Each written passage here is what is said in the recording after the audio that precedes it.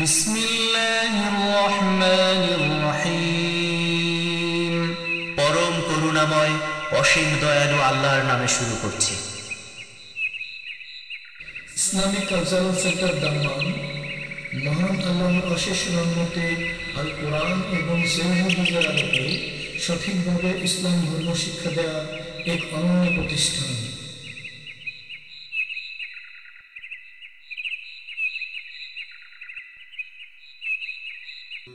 قد أفلح المؤمنون الذين هم في صلاتهم خاشعون والذين هم عن اللغو معرضون والذين هم للزكاة فاعلون والذين هم لفروجهم حافظون.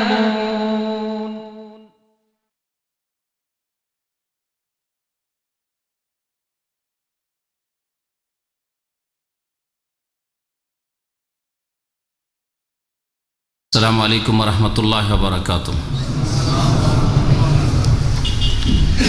الحمد لله رب العالمين والصلاة والسلام على سيد المرسلين نبينا محمد وعلى آله وصحبه أجمعين ومن تبعهم بإحسان إلى يوم الدين. أما بعد فقد قال المؤلف رحمه الله تعالى وعن عائشة رضي الله عنها قالت كان رسول الله صلى الله عليه وسلم يستفتح الصلاة بالتكبير والقراءة بالحمد لله رب العالمين وكان إذا ركع لم يشخص رأسه ولم يصوبه ولكن بين ذلك الحديث. আল্লাহ পাক রব্বুল আলামিনের সমস্ত প্রশংসা যে আল্লাহ পাক আমাদের সৃষ্টি করেছেন, আমাদের হিদায়াত দান করেছেন। আল্লাহ পাক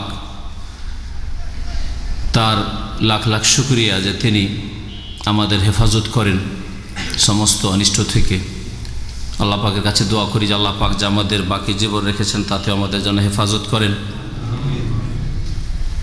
আর আল্লাহ পাক রব্বুল আলামিন যখন আমাদেরকে নেবেন দুনিয়া থেকে ঈমানের অবস্থায়, আল্লাহ পাক যেন আমাদেরকে দুনিয়া থেকে বিদায় নেওয়ার তৌফিক দান করেন। আমাদের দার্সের বিষয়বস্তু হচ্ছে হাদিস সালাত সম্পর্কে, নবী করিম সাল্লাল্লাহু আলাইহি সাল্লামের সালাত বা নামাজ সম্পর্কে। গত আলোচনায় হাদিসটার তর্জমা বা সংক্ষিপ্ত ব্যাখ্যা হয়েছিল, তবে বেশ কিছু মাসাইল তাতে বাকি আছে। এই মাসাইলগুলি আমরা আলোচনার পরে সামনের দিকে বাড়ব। এই হাদিসটি মা আয়েশা রাদিয়াল্লাহু তাআলা আনহা থেকে বর্ণিত, হাদিসটি সহিহ মুসলিমে রয়েছে। যে হাদিসে তিনি বলছেন যে রাসূলুল্লাহ সাল্লাল্লাহু আলাইহি ওয়াসাল্লাম সালাত আরম্ভ করতেন তাকবীর দ্বারা, মানে আল্লাহু আকবার দ্বারা। তাকবীর দিয়ে রাসূলুল্লাহ সাল্লাল্লাহু আলাইহি ওয়াসাল্লামের সালাত শুরু হতো। আল্লাহু আকবার এই বলে নামাজ শুরু করতেন। এটা হচ্ছে তাকবীরে তাহরিমা বা তাকবীরাতুল ইহরাম আরবিতে বলে। তো এই তাকবীর সেটা আল্লাহু আকবার দিয়ে হইতে হবে, অন্য কোনো বাক্য দিয়ে নয়। যেমন অনেকে বলেছেন, বিশেষ করে হানাফি ফিকাতে বলা হয়েছে যে আল্লাহর সাথে কোনো গুণবাচক একটা শব্দ হলেই হলো, আল্লাহু আকবার জরুরি না। আল্লাহু আজাল, আল্লাহু আজিম, আল্লাহু আজম, আল্লাহু কবির, হ্যাঁ, এমনকি তাদের ফার্সি ভাষাতেও এসব কথা তাদের ফিকহের প্রত্যেকটি কিতাবে আছে। এগুলো কথা কোনোটাই সহি নয়। এর দ্বারা স্পষ্ট হয় যে ফিকহের কিতাব মানুষের জন্য দলিল নয় যে ফিকহাতে আছে সেই জন্য মানব, ফিকহাতে আছে সেই জন্য আমরা এটা করব। এটা মোটেই জায়েজ নয় যতক্ষণ পর্যন্ত তা যাচাই না করবেন কোরআনে কারীম অথবা রাসূলুল্লাহ সাল্লাল্লাহু আলাইহি ওয়াসাল্লামের হাদিস দ্বারা। নবী সাল্লাল্লাহু আলাইহি ওয়াসাল্লাম কখনো এক রাকাতও নামাজ পড়েননি আল্লাহু আকবার ছাড়া অন্য কোনো বাক্য দিয়ে তাকবীর বলে। সুতরাং আল্লাহু আকবার দিয়েই তাকবীর দিতে হবে। তাহলে ফিকহের এই ফতোয়া একেবারে ভুল। দুই নম্বর কথা যে রাসূলুল্লাহ সাল্লাল্লাহু আলাইহি ওয়াসাল্লাম কিরাত শুরু করতেন আলহামদুলিল্লাহি রাব্বিল আলামিন দিয়ে, মানে সূরা ফাতিহা দিয়ে। সূরা ফাতিহা দিয়ে রাসূলুল্লাহ সাল্লাল্লাহু আলাইহি ওয়াসাল্লামের কিরাত শুরু হইতো। সূরা ফাতিহা দিয়ে শুরু হইতো, তার মানে বিসমিল্লাহির রহমানির রহিম সূরা ফাতিহার অংশ কিনা এ বিষয়ে ইখতিলাফ যদিও আছে। এই হাদিস স্পষ্ট করে যে বিসমিল্লাহ সূরা ফাতিহার অংশ নয়। কোরআনে কারীমের অংশ, কিন্তু সূরা ফাতিহা আর অংশ নয়। যদি সূরা ফাতিহার অংশ হতো তাহলে সেই আয়াতটিও পড়া আর জোরে পড়া জরুরি হইতো, উচ্চস্বরে পড়া জরুরি হইতো। বিসমিল্লাহির রহমানির রহিম আলহামদুলিল্লাহি রাব্বিল আলামিন এরকম পড়া জরুরি হইতো। এই মাসলা ইখতিলাফ আছে। ইমাম শাফিঈ রাহমাতুল্লাহ আলাইহির মত যে বিসমিল্লাহ সূরা ফাতিহার অংশ আর বিসমিল্লাহ জোরে পড়তে হবে, এই জন্য শাফিঈ মযহাবের লোকেরা জোরে উচ্চস্বরে বিসমিল্লাহ পড়ে। বাকি অধিকাংশ আইম্মায়ে কেরামদের নিকট আর এই হাদিসটা তার দলিল যে বিসমিল্লাহ আসতে বলবেন। ওরও হাদিস আসছে, খোলাফায়ে রাশেদিন তারা মনে মনে বিসমিল্লাহ বলতেন আর জোরে আলহামদুলিল্লাহি রাব্বিল আলামিন জাহরি কিরাতে শুরু করতেন।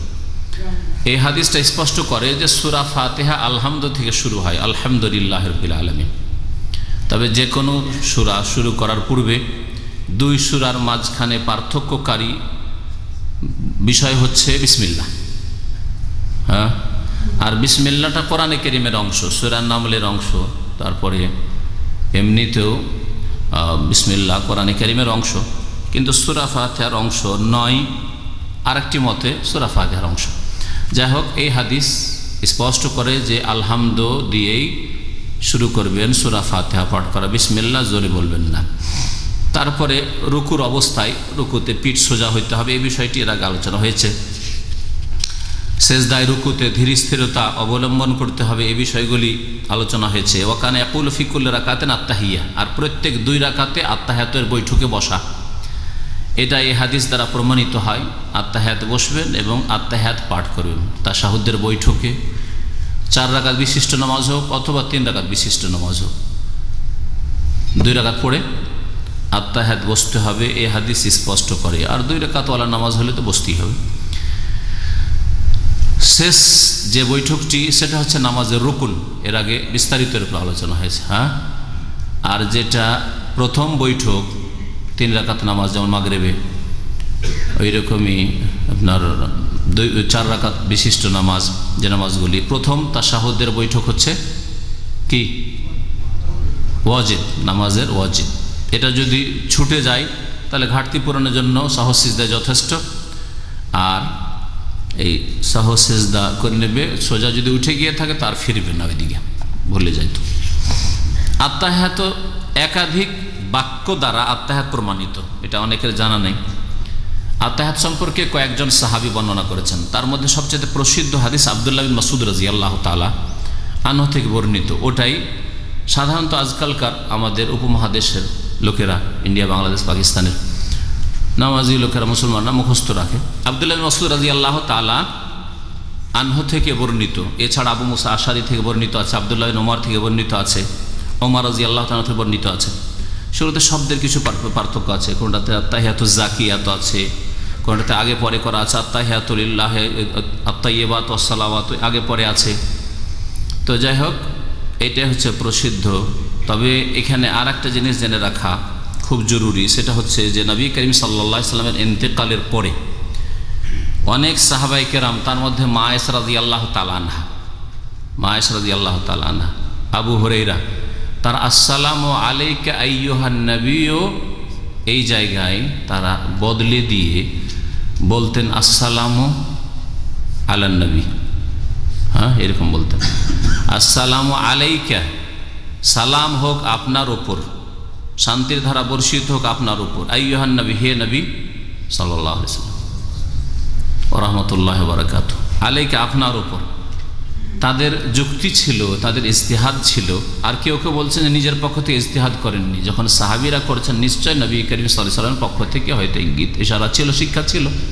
তার স্ত্রী করেছেন, তার ঘনিষ্ঠ সাহাবী যিনি সবচেয়ে বেশি হাদিস বর্ণনা করেছেন আবু হুরায়রা করছেন। তো এই জন্য অনেক আহলে হাদিস ওলামারা ভারত, বাংলাদেশ, পাকিস্তানে তারা এই আত্তাহিয়াততে সাহাবীরা যেভাবে বদলিয়েছিলেন ইন্তেকালের পরে সেইভাবে তারা পাঠ করেন। আত্তাহিয়াতু লিল্লাহি ওয়াস-সালাওয়াতু ওয়াত-তাইয়্যিবাতু আসসালামু আলান নবী ওয়া রাহমাতুল্লাহ। মানে কি হবে? সালাম হোক নবী সাল্লাল্লাহু আলাইহি ওয়াসাল্লামের ওপর, হে নবী আপনার ওপর না, ইন্তেকাল হয়ে গেছে সুতরাং আর সম্বোধন করে বলতে আপনার ওপরই কথা বলতেন না।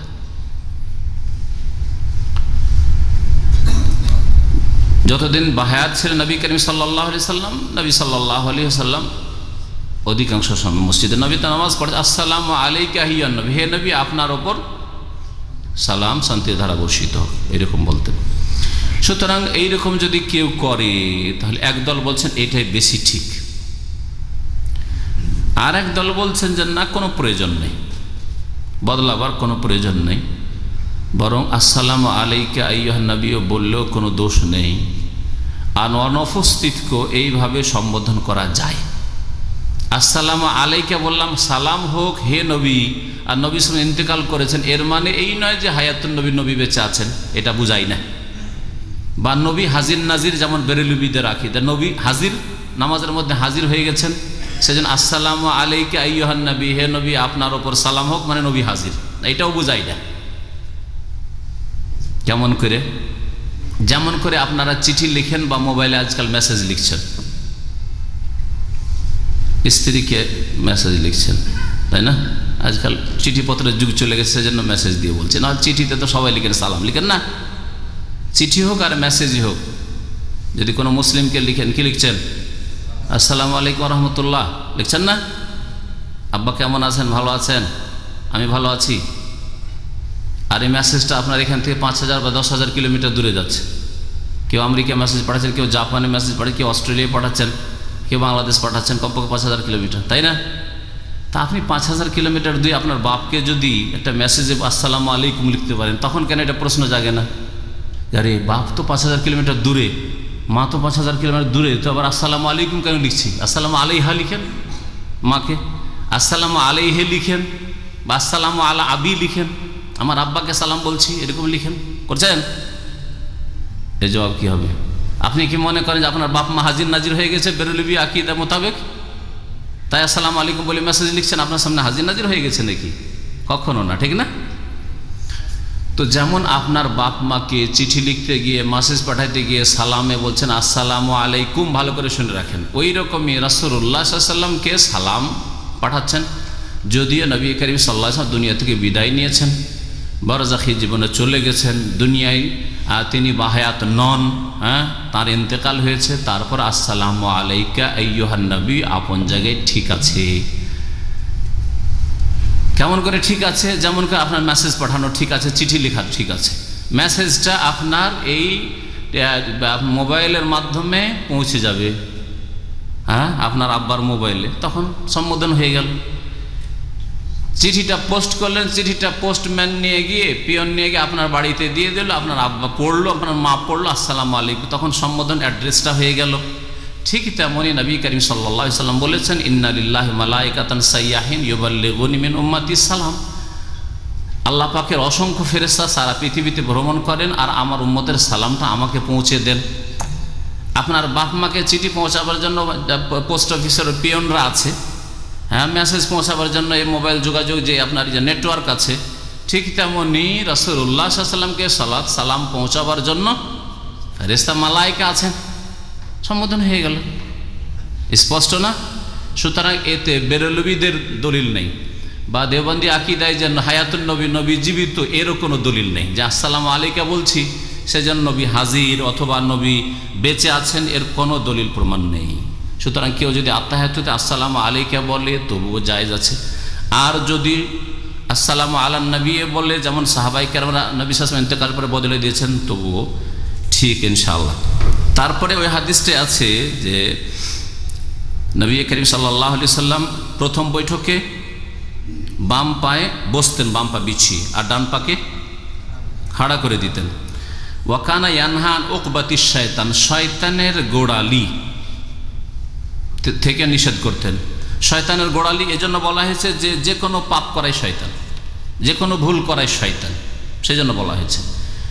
অর্থাৎ পায়ের গোড়ালিকে দাঁড় করে তার উপর বসবেন না, এই ব্যাখ্যাটাই করেছিলাম। এই ব্যাখ্যাটা অনেকেই করেছেন, যেমন গরিবুল হাদিস, অর্থাৎ হাদিসে যেগুলো মুশকিল শব্দ, এর ডিকশনারি আছে বেশ কিছু, তার মধ্যে সবচেয়ে প্রসিদ্ধ হচ্ছে ইবনুল আসিরের নেহায়া, আর নেহায়া ফি গরিবুল হাদিস, তাতে এটাই ব্যাখ্যা করা হয়েছে যে দুই সেজদার মাঝখানে অথবা আত্তাহিয়াতে এইভাবে অশান্তির বসা বসবেন না। একটু বসে দেখেন তাহলে বুঝবেন, কেউ কোনো আল্লাহর বান্দা বসন্ত যারা বুঝেন এটাকে, হ্যাঁ আমাদের মহিব বসুন, দুই পা দাঁড় করে, হ্যাঁ এরপর বসা, এতে পায়ে ব্যথা হচ্ছে, কষ্ট হচ্ছে না? এই বসাতে ইতমেনান নেই। তাহলে এই যে বসে আছে সে তাড়াতাড়ি আরেক সিজদা করতে চায়, যেই ব্যক্তি আত্মাহাতে এইভাবে বসে আছে সে তাড়াতাড়ি সালাম ফিরতে চায়, কারণ পায়ে ব্যথা করছে, এইভাবে পায়ের উপর বসে আছে তখন। সুতরাং এই অশান্তির বসাই নামাজ ইতমেনানের সাথে প্রশান্তির সাথে হইতে পারে না। তাই অনেক ভাষ্যকারগণ সারিহীন বলেছেন যে এটাই তার ব্যাখ্যা, এইভাবে বসা ঠিক না, মাকরুহ, অপছন্দনীয়। আর একদল আরেকটা ব্যাখ্যা করেছেন, তারা ব্যাখ্যা করেছেন যে পশু কুকুর যেমন করে বসে একা, অন্য ভাষাতে একা বলা হয়েছে, ওই রকম বসা, সেটা হচ্ছে পাছায় ভর দিয়ে বসা আর পা রানকে গুটিয়ে নিয়ে এভাবে বসা, ওই বসাটা একটু দেখান, ওইটা কেউ বলেছেন এইরকম বসা, এইরকম বসা নিষেধ। নামাজের মধ্যে এইরকম কোনো বৈঠক নেই, কারণ এটা ইবাদতের বৈঠক না। এইভাবে বসা নামাজের কোনো অবস্থায় জায়েজ নাই, একমাত্র মাজুর যে অক্ষম তার কথা আলাদা। আর একটা বসা কেউ বলছে যে এটাও জায়েজ নাই, যে দুই পা দাঁড় করে রাখলেন আর পাছাটাকে জমিনে রেখে দিলেন, যেটা আরো কষ্টকর, বুঝলেন দেখি এটা, হ্যাঁ পাকে আরেকটু সরিয়ে দিয়ে পাছাটাকে জমিনে রেখে, হ্যাঁ হ্যাঁ এটাও নিষেধ, এটাও নিষেধ। এইগুলো ব্যাখ্যা করা হয়েছে উকবাতু শয়তান, শয়তানের গোড়ালির, আল্লাহ আলাম। যাই হোক, এই ধরনের বসা নামাজে জায়েজ নয়। তারপরে নবী করিম সাল্লাল্লাহু আলাইহি ওয়াসাল্লাম নিষেধ করতেন ওয়ায়ানহা আইয়াফতারে রাজুলু যিরাআইহি ইফতিরাশাস সাবুয়ে, হিংস্র পশু যেমন সামনের পা বিছিয়ে বসে ওই রকম হাত বিছিয়ে কোনো মানুষ কি করবে না, হাত বিছিয়ে নামাজ পড়বে না। কেমন? সেজদার সময় সেজদা করেন এইরকম করেন না, ঠিক আছে? আচ্ছা, মহিলারা এরকম নামাজ পড়ে না? হানাফি মহিলা নামাজ, এটা নামাজ জায়েজ নাই, কারণ নবী করিম সাল্লাল্লাহু আলাইহি ওয়াসাল্লাম বলেন যে শুধু পুরুষরা এরকম করে হাত বিছাবে না, বলেছেন মুসল্লি নামাজের অবস্থায় হাত বিছিয়ে সেজদা করবে না। সুতরাং এটা পুরুষের জন্যও নিষেধ আর মহিলাদের জন্য নিষেধ। সুতরাং এই যে নামাজের 16 থেকে 17 রকমের পার্থক্য হানাফি মাযহাবে বা কোনো মাযহাবে, এই পার্থক্য আসলে এই পদ্ধতিগত পার্থক্য নেই, বরং নিষেধ আছে। এইরকমভাবে নামাজ পড়া বলা হয়েছে কার মতো? হিংস্র পশুর মতো বসা। হিংস্র পশুকে, কুকুরকে অবস্থা দেখেছেন কিনা? সামনে পাটা লম্বা বাড়িয়ে দেয় না, খাওয়ার সময় বাড়ায় অথবা শিকারি দেখার জন্য দেখছে ওদিক। তো এইভাবে বসা নিষেধ করেছেন রাসূলুল্লাহ সাল্লাল্লাহু আলাইহি ওয়াসাল্লাম নারী পুরুষ সবার জন্য। আর নামাজ শেষ হবে ওয়াকানা ইয়াখতিমুস সালাত বিত-তাসলিম, সালাম দিয়ে। তো সালাম দিয়ে নামাজ শেষ হবে, নবী সাল্লাল্লাহু আলাইহি ওয়াসাল্লাম শেষ করতেন। যেমন মুসনাদে আহমদ, আবু দাউদে আছে মিফতাহুস সালাত আত-তাহুর, নামাজের চাবি হচ্ছে পবিত্রতা, ও তাহরিমা হচ্ছে তাকবীর, মানে শুরু হবে আল্লাহু আকবার দিয়ে, ও তাহলিলুহা, আর নামাজ শেষ হবে তাসলিম, সালাম দিয়ে। সালামের আগে বা সালামের কোনো বিকল্প কিছু দিয়ে নামাজ শেষ করা এটা জায়েজ নয়। এইরকমই ফতোয়া আছে, এর আগে বলেছি হানাফি ফিকাতে, যে নামাজ বিরোধী ইচ্ছা করে কোনো কাজ করে দেন, খরুজ বেসুন এইহি, তাতে নামাজ কমপ্লিট হয়ে যায় তাদের। যে কোনো কাজ করে দেন, ইচ্ছা করে কথা বলে দেন, ইচ্ছা করে একটু মোবাইল রিসিভ করে নেন, ইচ্ছা করলে যাই করেন, ইচ্ছা করে একটা কথা, এমনকি কিছু এমন কথা যেগুলো বলা অপছন্দনীয়। আর এক কথায় নামাজ বিরোধী কিছু কাজ করলেই জেনে শুনে করতে হবে, অনিচ্ছাকৃত করলে হবে না, তাহলে তাদের কাছে নামাজ কমপ্লিট হয়ে যায়। তাহলে সালাম তাদের কাছে জরুরি নয়। আচ্ছা, সালাম দেবেন কাকে, সালাম দেন কাকে? আবার সাধারণ লোকের অনেকে জিজ্ঞাসা করে যে নামাজে সালাম দিচ্ছি কাকে দিই? সালাম দেবেন নাওয়ান আল হাজিরিন মিনাল মুসাল্লিন ওয়াল মালায়েকাল মুকাররাবিন, নামাজের অবস্থায় যেসব মুসল্লিরা মসজিদে আছেন তাদের নিয়ত করে, আর যেসব ফেরেশতারা আল্লাহ পাক যাদেরকে পাঠিয়েছেন নামাজের সময় মসজিদে অসংখ্য ফেরেশতারা আছেন, ওই সব ফেরেশতাদের নিয়ত করে আপনি সালাম দেবেন। আসসালামু আলাইকুম ওয়া রাহমাতুল্লাহ, ডান দিকে একবার আসসালামু আলাইকুম ওয়া রাহমাতুল্লাহ। জি, আবু দাউদের হাদিসে ওয়াবারাকাতুহু বাড়তি আছে, সুতরাং কেউ যদি আসসালামু আলাইকুম ওয়া রাহমাতুল্লাহি ওয়া বারাকাতুহু বলে তবুও জায়েজ আছে, কোনো অসুবিধা নেই।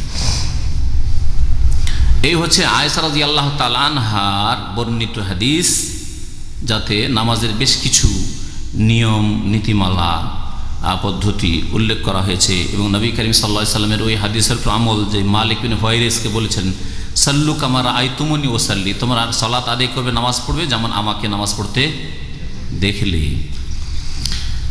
তারপরের হাদিস আব্দুল্লাহ বিন ওমর রাদিয়াল্লাহু তাআলা আনহুমা থেকে বর্ণিত, ওয়ান ইবনে ওমর রাদিয়াল্লাহু আনহুমা আন্না নবী সাল্লাল্লাহু আলাইহি ওয়াসাল্লাম কানা ইয়ারফাউ ইয়াদাইহি হাযওয়া মানকাবাইহি ইযা ইফতাতাহা আস-সালাতা ওয়া ইযা কাব্বারা লিরুকুই ওয়া ইযা রাফা রাসাহু মিনার রুকুই মুত্তাফাকুন আলাইহি। ওয়া ফি হাদিস আবি হুমাইদিন ইনদা আবি দাউদ ইয়ারফাউ ইয়াদাইহি হাত্তা ইউহাযিয়া বিহিমা মানকাবাইহি সুম্মা ইউকাব্বির। ওয়া লিমুসলিমিন আন মালিক বিন হুওয়াইরিস রাদিয়াল্লাহু আনহু নাহু হাদিস ইবনে ওমর লাকিন ক্বাল হাত্তা ইউহাযিয়া বিহিমা ফুরুয়া উযনাইহি। এই হাদিসটি হচ্ছে রাফুল ইয়াদাইন সম্পর্কে। রাফুল ইয়াদাইন মানে রাফা মানে উঠানো বা উত্তোলন করা, আর ইয়াদাইন মানে দুই হাত, দুই হাত নামাজে উঠানো, সালাত অবস্থায় ওঠানো। এটা নবী করিম সাল্লাল্লাহু আলাইহি সাল্লামের সুন্নাত, এবং এই সম্পর্কে হাদিসটা আগে দেখা যাক, তারপরে এই সম্পর্কে আইম্মায়ে কেরামদের মতামত কোনটা ঠিক কোনটা ভুল জানবেন পরে। আব্দুল্লাহ বিন ওমর রাদিয়াল্লাহু তাআলা আনহু থেকে বর্ণিত, নবী সাল্লাল্লাহু আলাইহি ওয়াসাল্লাম সম্পর্কে বলছেন তিনি যে আন্নান নবী সাল্লাল্লাহু আলাইহি ওয়াসাল্লাম কানা ইয়ারফাউ ইয়াদাইহি, নবী করিম সাল্লাল্লাহু আলাইহি ওয়াসাল্লাম নিজ দুই হাত উত্তোলন করতেন, উঠাতেন। হাজওয়া মানকাবাইহি, কত দূর পর্যন্ত? তার কাঁধ পর্যন্ত। মানকে বলা হয় এটা, এই দুটোকে, হ্যাঁ এটা মানকে, এই দুই কাঁধ পর্যন্ত এইরকম উঠাতেন কিবলামুখী করে। ইজাফতাতাহা সালাতা, কয়বার? প্রথম হচ্ছে যখন নামাজ শুরু করতেন। নামাজ শুরু করতেন মানে তাকবীরে তাহরিমার সাথে, আল্লাহু আকবার তাকবীরে তাহরিমার সাথে। তো এই তাকবীরে তাহরিমার সাথে যে রফুল ইয়াদাইন করতে হবে, এই ব্যাপারে ইত্তেফাক বা ইজমা, ঐক্যমত আছে, কোনো ইখতিলাফ নেই। হ্যাঁ, হানাফি, শাফি, মালিকি, হাম্বলি, সমস্ত আহলে হাদিস, মুহাদ্দিসিনে কেরাম সবাই একমত যে নামাজের শুরুতে আল্লাহু আকবার হাত উঠাইতে হবে। এটাও একটি ইবাদত, বরং এটা আল্লাহ পাকের সামনে নিজের বিনয়, একাগ্রতা এবং নিজে আত্মসমর্পণ করার বহিঃপ্রকাশ। ওয়াইদা কাব্বার আলী রুকুই, আর যখন তাকবীর বলতেন রুকুর উদ্দেশ্যে, রুকুতে যাওয়ার জন্য যে আল্লাহু আকবার বলতেন, তখনও তারপরে রুকুতে যেতেন। দুই নম্বর হলো ওয়াইদা রাফা রাসাহু মিনার রুকু, আর যখন রুকু থেকে নবী সাল্লাল্লাহু আলাইহি ওয়াসাল্লাম মাথা উঠাতেন, তখনও সামি আল্লাহু লিমান হামিদা রব্বানা ওয়া লাকাল হামদ, এই তখনও রফুল ইয়াদাইন করতেন, মানে দুই হাত উঠাইতেন। মুত্তাফাকুন আলাইহি, হাদিস বুখারী মুসলিমে রয়েছে। এই ছিল ইবনে ওমরের হাদিস। আর আবু হুমাইদ সাঈদী রাদিয়াল্লাহু তাআলা আনহু প্রসিদ্ধ হাদিস আবু দাউদে রয়েছে, লম্বা হাদিস নামাজের তরিকা সম্পর্কে। তার একটা অংশ রয়েছে ইয়ারফাউ ইয়াদাইহি, দুই হাত উঠাইতেন, হাত্তা ইউহাযিয়া বিহিমা মানকাবাইহি, তারপরে এই দুই হাত কত দূর উঠাইতেন? মানকে মানে কাঁধ পর্যন্ত, দুই কাঁধ পর্যন্ত। সুম্মা ইউকাব্বির, তারপরে তাকবীর পাঠ করতেন। এখন এই হাদিস বলে যে আগে হাত উঠাতেন, তারপরে তাকবীর বলতেন। এখন হাত ওঠানো আর তাকবীর একসাথে হবে, না আগে তাকবীর পরে হাত উঠানো, নাকি আগে হাত উঠানো পরে তাকবীর? তিনটি অবস্থা হইতে পারে, তাই না? হ্যাঁ, কোনটা হইতে পারে? একসাথে, মানে মুকারানা, সাথে সাথে আল্লাহু আকবার, এটা একদল ওলামারা বলছে। কিন্তু এছাড়াও আগে পরে জায়েজ আছে, কারণ আবু হুমাইদের হাদিস রয়েছে সুম্মা, অতঃপর, তাকবীর পরে রাফুল ইয়াদাইন আগে, এখানে কিন্তু হ্যাঁ আল্লাহু আকবার একটু পরে হলো, বেশি পরে নয়, একসাথে হলো না, আল্লাহু আকবার, ঠিক আছে। আর যদি কেউ করে আল্লাহু আকবার, জায়েজ আছে। ওয়ালে মুসলিমিন, সহিহ মুসলিমে রয়েছে আন মালিক বিন হুওয়াইরিস, মালিক বিন হুওয়াইরিস রাদিয়াল্লাহু তাআলা আনহু থেকে নাহওয়া হাদিসে ইবনে ওমর, আব্দুল্লাহ বিন ওমরের হাদিসের মতোই, মানে রাফুল ইয়াদাইন তিন জায়গায়, কিন্তু কত দূর পর্যন্ত উঠাইতে হবে এই ক্ষেত্রে পার্থক্য ওখানে আছে। হাত্তা ইউহাযিয়া বিহিমা ফুরুয়া উযনাইহি, এমনকি দুই হাতকে বরাবর করতেন কানের লতি পর্যন্ত, ফরু, কানের ফরু, এই বা এটা ওপর ভাগ হচ্ছে এটা, নিচের ভাগ হচ্ছে এটা, শাহমা এটাকে বলা হয়। কেউ কেউ বলছেন যে এটা পর্যন্ত, কিন্তু কান ধরতেন না, কান ছুঁইতেন না, কানে হাত দিতেন না, এটা বাড়াবাড়ি। যারা কানে হাত দেয় আল্লাহু আকবার, হ্যাঁ করে না, অথবা আল্লাহু আকবার, না এরকম নেই, এটা সুন্নাতের খেলাফ। সুন্নাতের খেলাফ মানে বিদাত, কিন্তু মনে রাখবেন কথাটা যদি হালকা করা, হ্যাঁ। আর বিদাত বললে মানুষকে আঘাত লাগে বেশি, কিন্তু যদি সুন্নাতের খেলাফ বলেন কথা একটাই হইল, সুন্নাতের খেলাফ কাজ করবেন না আপনি। তো কান ধরা যাদের অভ্যাস আছে, অভ্যাসটা ভুল অভ্যাস, ছেড়ে দেবেন আল্লাহর রাস্তায়। কান ধরা বা কান ছোঁয়া, আল্লাহু আকবার, আল্লাহু আকবার, না। তো এই হাদিসটা আর ওই হাদিসের তাহলে সমন্বয় করতে হবে। সমন্বয়টা কেমন? অধিকাংশ আলেমারা বলছেন যে নবী করিম সাল্লাল্লাহু আলাইহি ওয়াসাল্লাম কখনো এরকম করতেন, কখনো এরকম করতেন, কখনো তাহলে এরকম করতেন, অধিকাংশ সময় এরকম করতেন। অধিকাংশ হাদিসগুলিতে আছে যে কাঁধ পর্যন্ত উঠাতেন আল্লাহু আকবার, আর কখনো কখনো আল্লাহু আকবার এরকম করতেন। আর কেউ কেউ বলেছেন যে মাঝামাঝি আঙ্গুল যাবে এখান পর্যন্ত, কান পর্যন্ত, আর মানে কান ছুঁয়ে না এরকম, আর এটা থাকবে এখানে, একটু সমন্বয় হয়ে গেল। এইরকমভাবে কেউ কেউ সমন্বয় করেছেন। এই হাদিস দ্বারা প্রমাণিত যে রাফুল ইয়াদাইন নবী করিম সাল্লাল্লাহু আলাইহি ওয়াসাল্লাম থেকে স্পষ্ট প্রমাণিত, এই সম্পর্কে আরও স্পষ্ট কিছু শোনাই যা এখানে ভাষ্যকার লিখেছেন। রাফুল ইয়াদাইন এছাড়া আরেকটি জায়গায় আছে, সেই হাদিসটাও আসছে আব্দুল্লাহ বিন উমর রাদিয়াল্লাহু তাআলা আনহু থেকে বর্ণিত। সেটা কোন জায়গায়? 4 রাকাত অথবা 3 রাকাত বিশিষ্ট নামাজ যদি হয়, প্রথম তাশাহুদের পরে যখন উঠবেন, উঠে আল্লাহু আকবার বলার সাথে কি করবেন? রাফুল ইয়াদাইন করবেন। সেটাও সহিহ হাদিস দ্বারা প্রমাণিত। সুতরাং 4টি জায়গায় রাফুল ইয়াদাইন আছে, একটি জায়গায় সবার মতে, আর 3টি জায়গায় ইখতিলাফ থাকলে অধিকাংশ আইম্মায়ে কেরাম বলছেন যে সেই রাফুল ইয়াদাইনগুলি সুন্নত, এবং এই সুন্নত মানসুখ বা রহিত হয়নি, মানসুখ হয়নি। হানাফি ভাইরা দাবি করে যে এই সুন্নতটা মানসুখ হয়ে গেছে, কিন্তু এই দাবি কে অস্বীকার করেছেন? হানাফি বড় বড় গবেষক ওলামারা, তারাই অস্বীকার করেছেন। তাদের মধ্যে সবচেয়ে প্রসিদ্ধ, অনেকে তাদের মধ্যে আছেন ভারত মহাদেশে প্রসিদ্ধ আল্লামা শাহ ওয়ালিউল্লাহ মুহাদ্দিস দেহলভী রহমতুল্লাহ আলাইহ, বাদশাহ আওরঙ্গজেবের জামানায় তার পিতা শাহ আব্দুর রহিম, তিনি যে ফতোয়া আলমগীরি যে সংকলন হয়েছিল তাদের একজন আলেম ছিলেন। তো শাহ ওয়ালিউল্লাহ মুহাদ্দিস দেহলভী রহমতুল্লাহ আলাইহ হানাফিদের, আহলে হাদিসদের সবারই শ্রদ্ধাভাজন ইমাম আলেম।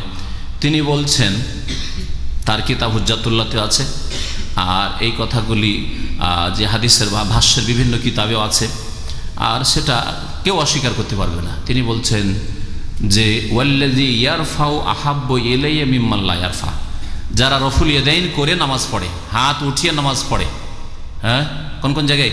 প্রথমটা তো আছে, তার রুকুতে যাওয়ার সময়, রুকুতে ওঠার সময়, আর আত্তাহিয়াত প্রথম তাশাহুদ থেকে ওঠার সময়। যারা রাফুল ইয়াদাইন করে নামাজ পড়ে তাদেরকে আমি বেশি ভালোবাসি, আহাব্বু ইলাইয়া মিম্মান লা ইয়ারফা, ওদের তুলনায় যারা রাফুল ইয়াদাইন করে না। তাহলে রাফাদানি বলে যারা ঠাট্টা করে তাদেরকে শাহ ওয়ালিউল্লাহ মুহাদ্দিস দেহলভী পছন্দ করেননি। ঠাট্টা করা শুধু নয়, করে না, আমল করে না, তাদেরকেও পছন্দ করেননি। ওদেরকে বেশি ভালোবাসি যারা রাফুল ইয়াদাইন করে, আর যারা এই ইবাদত নিয়ে ঠাট্টা করবে তাদের তো আরো বিপদ আছে। কেন আমি ভালোবাসি রাফুল ইয়াদাইনকারী নামাজিদেরকে? লিআন্না আহাদিস আর-রাফ'i আকসারু ওয়া আসবাতু, এই জন্য যে রাফুল ইয়াদাইনের হাদিসগুলির সংখ্যা অনেক বেশি। আকসার কাসিরের ইসিম তাফজিল, ও আসবাতু সাবেতের ইসিম তাফজিল মানে অধিক বলিষ্ঠ, অধিক মজবুত। পক্ষান্তরে রাফুল ইয়াদাইন শুধু একবার, আর নেই যে আবু দাউদে হাদিস আছে, বারা বিন আযিব থেকে অথবা ইবনে মাসউদ থেকে যে 2টি হাদিস রয়েছে, সবগুলি হাদিস, এই 2টি শুধু হাদিস, এই হাদিসকে বিভিন্ন সনদ থেকে তারা নিয়েছে, একটিও সনদ সহিহ নয়। বরং ইমাম আবু দাউদ নিজে বর্ণনা করার পর বলছেন যে ওয়ালাম ইয়াসিহা, এই হাদিস সহিহ নয়, এই হাদিস সহিহ নয়। আর যদি 1 মিনিট ধরে নেন যে আমলযোগ্য ধরে নেন, তাহলে কখনো কখনো ছাড়া জায়েজ, ছাড়লে গুনাহ হবে না, কখনো কখনো এতটুকু শুধু প্রমাণ হয়, এর বেশি কোনো প্রমাণ হয় না। আর জয়ীফ হাদিস দিয়ে আপনি সহিহ হাদিসকে ছেড়ে দেবেন মজহাবি গোঁড়ামি করে, তাহলে অনেক নেকি থেকে বঞ্চিত থাকবেন। আর জেনে শুনে যদি ছাড়েন তাহলে অনেক সময় গুনাহগার হইতে পারেন। ইমাম বুখারী রাহমাতুল্লাহ আলাইহি হাসান বাসরি থেকে আর হুমায়দ বিন হেলাল, এরা তাবেঈ, তাদের থেকে নকল করে বলছে আন্না রাফআ হুয়া আমালুল আসহাবা, রাফুল ইয়াদাইন করে নামাজ পড়াই হচ্ছে সাহাবায়ে কেরামদের আমল। তার মানে সাহাবায়ে কেরামরা সকলেই রাফুল ইয়াদাইন করে নামাজ পড়তেন। এই 3-4 জায়গায় হাত উঠিয়ে নামাজ পড়তেন। ইমাম আলী ইবনুল মাদিনী, ইমাম বুখারীর ওস্তাদ, তিনি বলছেন হাক্কুন আলাল মুসলিমিন আন ইয়ারফাউ আইদিয়াহুম ইনদা রুকুই ওয়া রাফি মিনহু, প্রত্যেক মুসলিমের উপর হক হচ্ছে যে তারা রুকুতে যাওয়ার সময় আর রুকু থেকে ওঠার সময় রাফুল ইয়াদাইন করবে।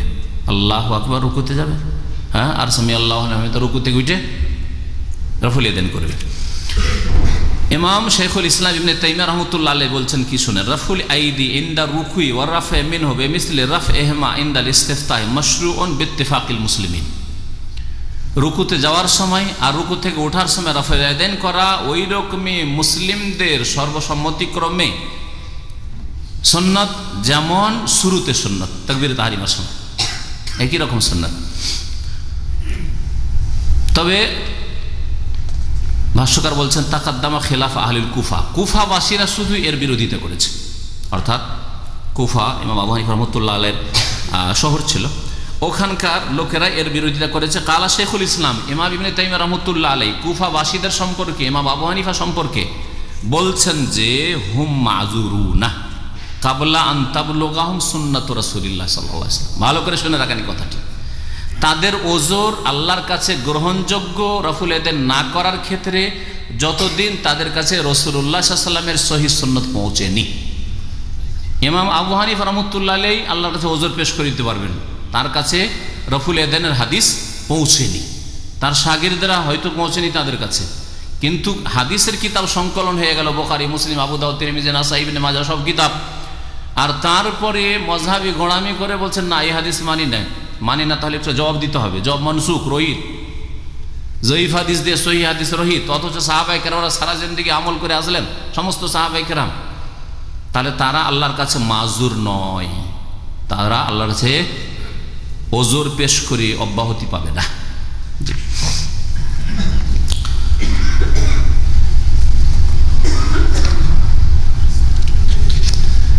আরো শুনেন, ইবনুল কাইয়িম রাহমাতুল্লাহ আলাইহি বলছেন, ইমাম ইবনে তাইমিয়ার শাগির্দ, জাদুল মাদের লেখক, এছাড়া বহু কিতাব তার রয়েছে, রাওয়া রাফুল ইয়াদাইন আনহু বা রবিয়া রাফুল ইয়াদাইন আনহু ফি হাযিহিল মাওয়াতিনিস সালাসাত নাহু 30 সাহাবিয়ান, রাওয়া বর্ণনা করেছেন রফুল ইয়াদাইনের হাদিস, যে হাত উঠিয়ে নামাজ পড়তে হবে রুকুতে যাওয়ার সময়, রুকু থেকে ওঠার সময়, এই হাদিসগুলি কতজন সাহাবী, নাহু 30 সাহাবিয়ান, 30 জন সাহাবী বর্ণনা করেছেন। ওয়াত্তাফাকা আলা রিওয়ায়াত আল আশারা, এই 30 জনের মধ্যে 10 জন আশারায়ে মুবাশশারা, আবু বকর, ওমর, উসমান, আলী, 4 খলিফা, আরো 6 জন, যাদেরকে আশরায়ে মুবাশশারা বিল জান্নাহ, নবী করিম সাল্লাল্লাহু আলাইহি ওয়াসাল্লামের একটি হাদিস, এই হাদিস রয়েছে 10 জন জান্নাতি সুসংবাদ দিয়েছিলেন একসাথে, তারা সকলেই এই হাদিস বর্ণনা করেছেন।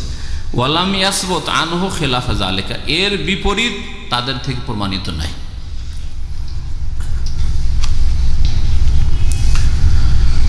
বলছেন আরো যে ওয়ারাফুল ইয়াদাইন ফি মাওদিহি মিন তামামিস সালাতি ওয়া সুনানিহা, এই রাফুল ইয়াদাইন করে নামাজ পড়া নামাজের পূর্ণতা, তাহলে কেউ যদি রাফুল ইয়াদাইন না করে তাহলে নামাজ অসম্পূর্ণ থাকলো, সুন্নতগুলি ছুটলো, আর যত সুন্নত কমবে তত নেকি কমবে। ফামান রাফা ইয়াদাইহি ফি মাওদিহি ফাহুয়া আতাম্মা সালাতান বা আতাম্মা সালাতান মিম্মান লাম ইয়ারফা ইয়াদাইহি লিল আখবার, সুতরাং যারা রাফুল ইয়াদাইন করে নামাজ পড়ে তাদের নামাজ অধিক পূর্ণ ওই সব লোকদের তুলনায় যারা রাফুল ইয়াদাইন করে না।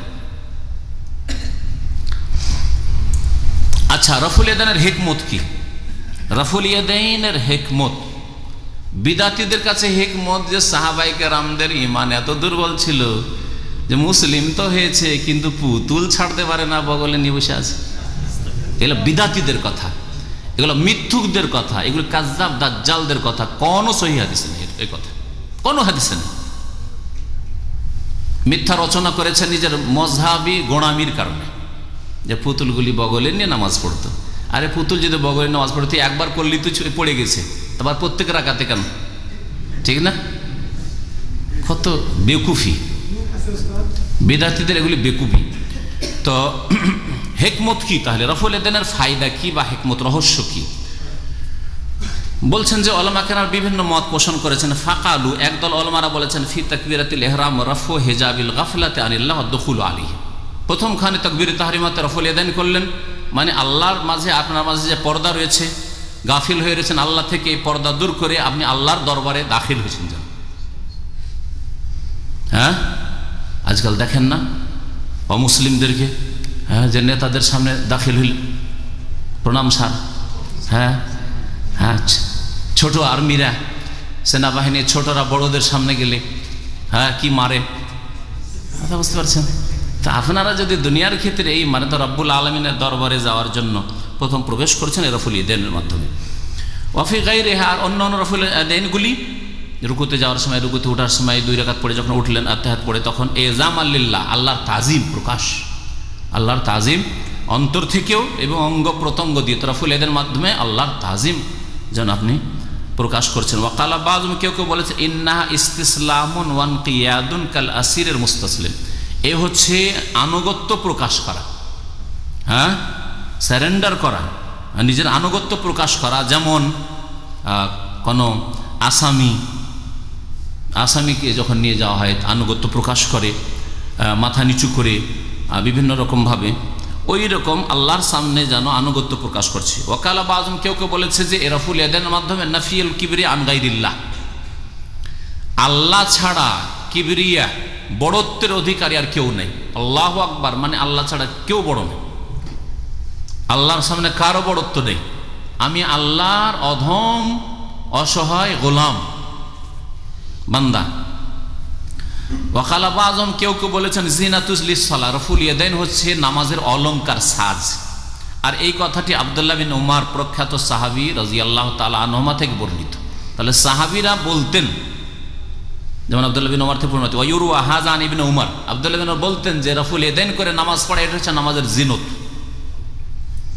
যেমন কাপড় চোপড় আপনার জিনত, তাই না? যতই ফর্সা লোক হন, যদি গায়ে গেঞ্জিটা না থাকে দেখতে ভালো লাগবে না, হ্যাঁ ঠিক কিনা? যতই সুন্দর মানুষ হন না কেন, যদি পায়ে মোজা না থাকে আর যদি আপনার ছবি না হয় দেখতে খারাপ লাগে না? দেখতে খারাপ।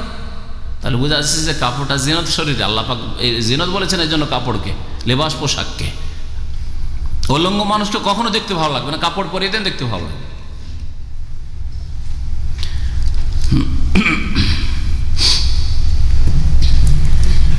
ওয়ালা কুল্লিন ফাহু ইত্তিবাউল লিসুন্নাহ, এই সব কথার ওপর হচ্ছে যে রফুল ইয়াদাইন করা, রাসূলুল্লাহ সাল্লাল্লাহু আলাইহি ওয়াসাল্লামের সুন্নতের অনুসরণ করা, সুন্নতকে ফলো করা, নবীর তরিকা মোতাবেক জীবনযাপন করে জীবনের প্রত্যেকটি ক্ষেত্রে। আর সবচেয়ে উত্তম ক্ষেত্র হচ্ছে নামাজ। নামাজ এমন একটা ইবাদত, দিনে 5 বার করে, এমন কোন ইবাদত নেই যে দিনে 5 বার করে আল্লাহ পাক ফরজ করেছেন, দিনে 1 বার করে ফরজ করেছেন, এইরকম ইবাদত নেই। যাকাত বছরে 1 বার, বা ফসল উঠবে তখন, হ্যাঁ তাই না? রোজা বছরে 1 বার, রমজান মাসে শুধু, হজ জীবনে 1 বার। নামাজ দিনে 1 বার নয়, দিনে 5 বার করে। একসাথে ছেড়ে দেওয়া হয়নি যে তোমার ইচ্ছা মতো যখন সুবিধা হয় 17 রাকাত পুরা করে নিও, যে কোনো সময়, এরকম ছেড়ে দেওয়া হয়নি। টাইম বেঁধে দেওয়া হয়েছে, এই টাইম থেকে এই টাইমের মধ্যে তোমাকে জোর পড়ে শেষ করতে হবে, আসর এর মধ্যে শেষ করতে হয়, মাগরিবের সময় হচ্ছে এই শেষ শুরু, এশা এইভাবে, ফজর এইভাবে। কত সুন্দর ইবাদত। এবং এই নামাজ এমন একটা ইবাদত যে ইবাদতে অন্তরের ইবাদত আছে, বাচনিক ইবাদত, মুখের ইবাদত আছে, আর মাথা থেকে পা পর্যন্ত প্রত্যেকটা অঙ্গ এই ইবাদত বন্দেগীতে অংশ নিয়ে থাকে। এর চাইতে সুন্দর ইবাদত নেই, মনে রাখবেন।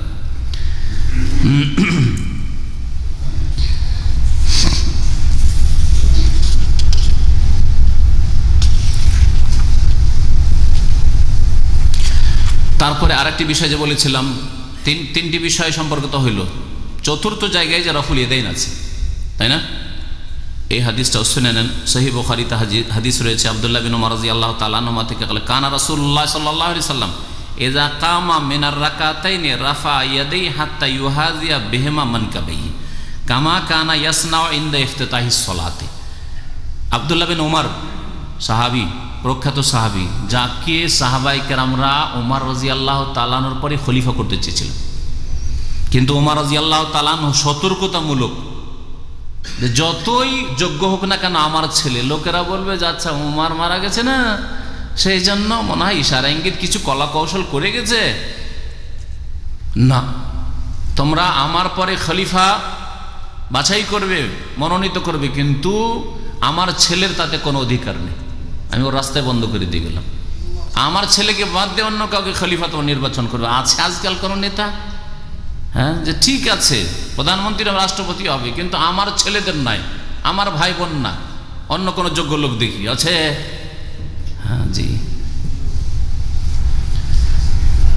কারণ তাদের এই লোভ ছিল না যে নেতৃত্বে গেলে গাড়ি বাড়ি নারী করব, হ্যাঁ আর দুনিয়ার অনেক কিছু করেন, মানে আজকাল তো এই চিন্তা যে 5টা বছর আসতে পারলেই তো কাজ হয়ে গেল। আরে চেয়ারম্যান হলেই তো পয়সার অভাব থাকবে না, আর এমপি আর মিনিস্টার হয়ে যেতে পারলে তো বলারই কিছু নেই। জি,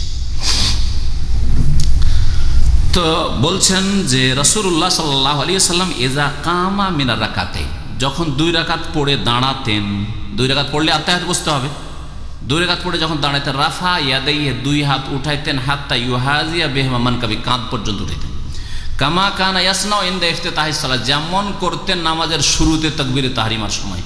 তাকবীরে তাহরিমার সময় যখন আল্লাহু আকবার, তেমনি 2 রাকাত পড়ে উঠে রাফুল ইয়াদাইন করতেন নবী করিম সাল্লাল্লাহু আলাইহি ওয়াসাল্লাম। এটা হচ্ছে সুন্নাত।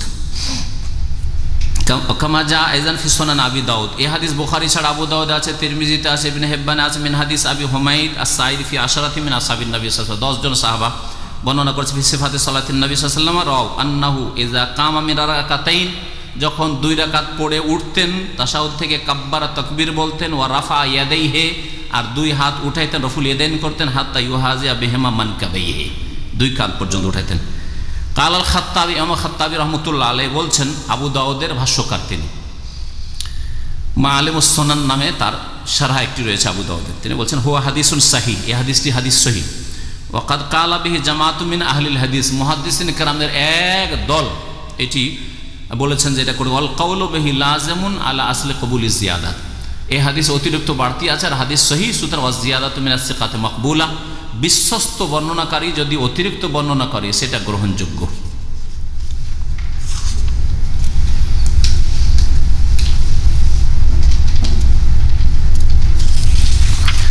আশা করি রাফুল ইয়াদাইন সম্পর্কে কথাবার্তা স্পষ্ট।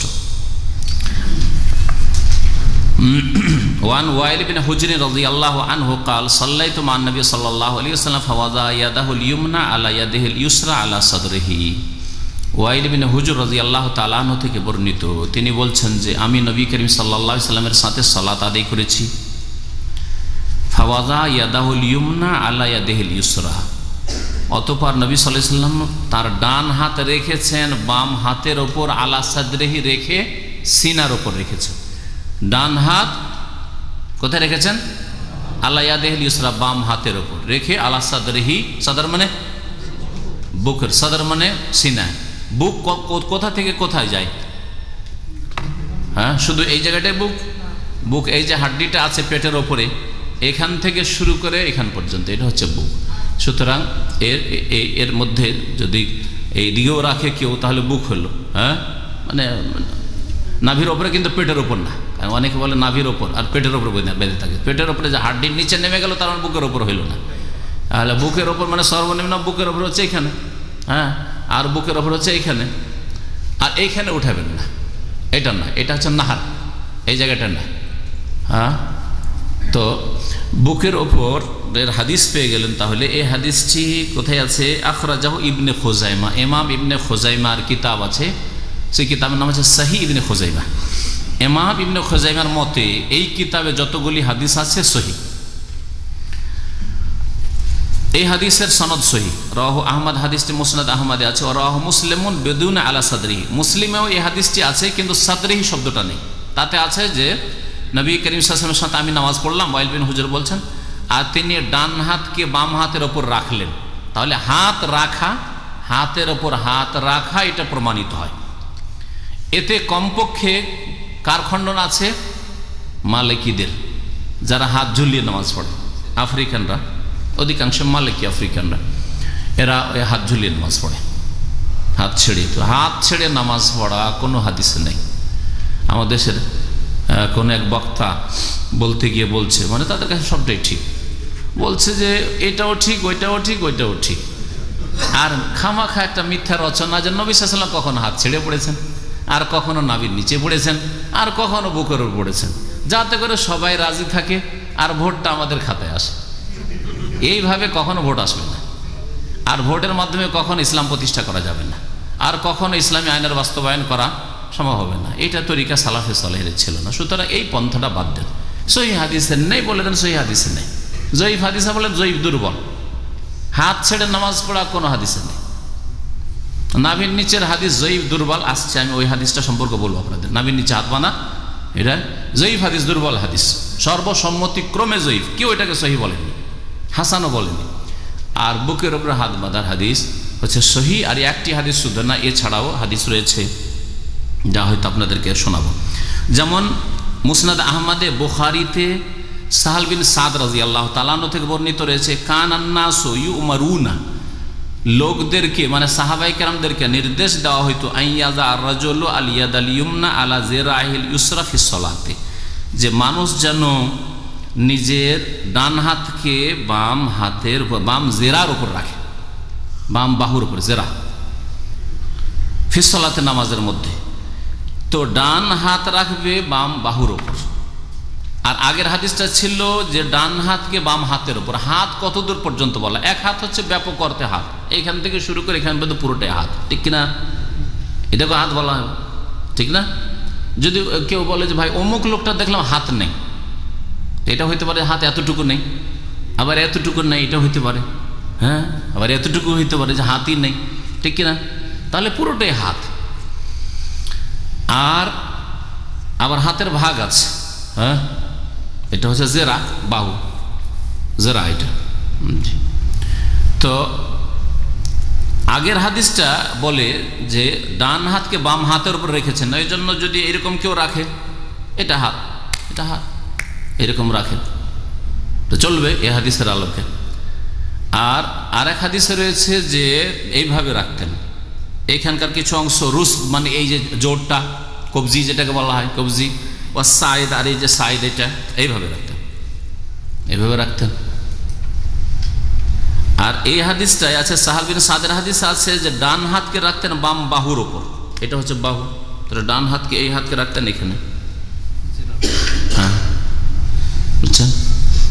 সবগুলি জায়েজ আছে, কারণ হাদিস সবগুলি সহি, এটাও সহি বুখারীর হাদিস।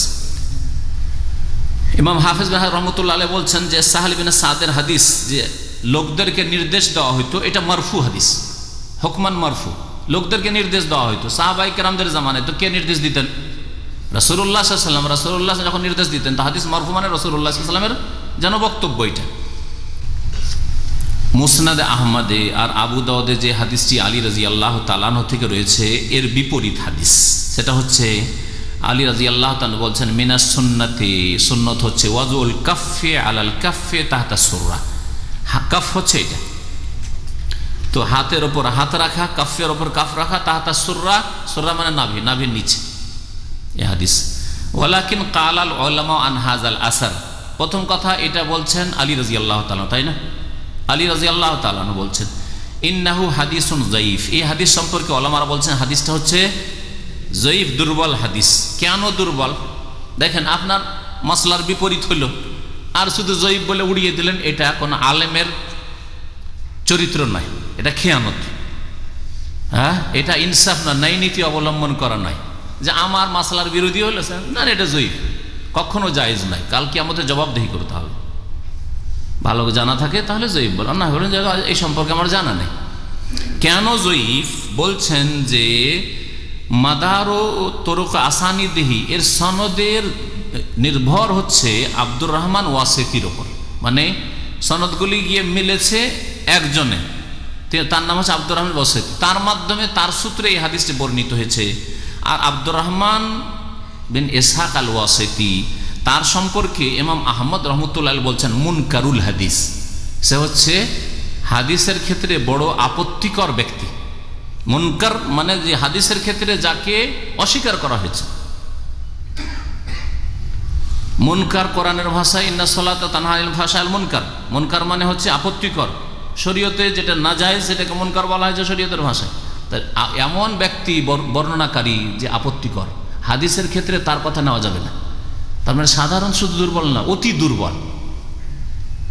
স্মৃতিশক্তির শুধু হালকা দুর্বল নয়, স্মৃতিশক্তির হলে খুব বেশি দুর্বল, আর না হলে ঈমান আমলে দুর্বল। কারণ দুর্বলতা হচ্ছে বর্ণনাকারী দুই রকম, এক হচ্ছে ঈমান আমলে দুর্বল, আর একটা হচ্ছে স্মৃতিশক্তি দুর্বল। ইমাম ইবনে হোসেন বলেছেন যে এই লোকটি আব্দুর রহমান ওয়াসিতি লাইসা বিশাই, এর কোনো মূল্যই নেই। ইমাম ইবনে মাইন, ইয়াহইয়া ইবনে মাইন রাহমাতুল্লাহ আলাইহি, তার জামানা ইমাম আবু হানিফা রাহমাতুল্লাহ আলাইহি জামানার, তিনি বলছেন লাইসা বিশাই, তার কোনো মূল্যই নেই এ বর্ণনাকারী। ওয়াকাল আল বুখারী, ইমাম বুখারী বলছেন ফিহে নাজরুন, এর উপর আপত্তি আছে।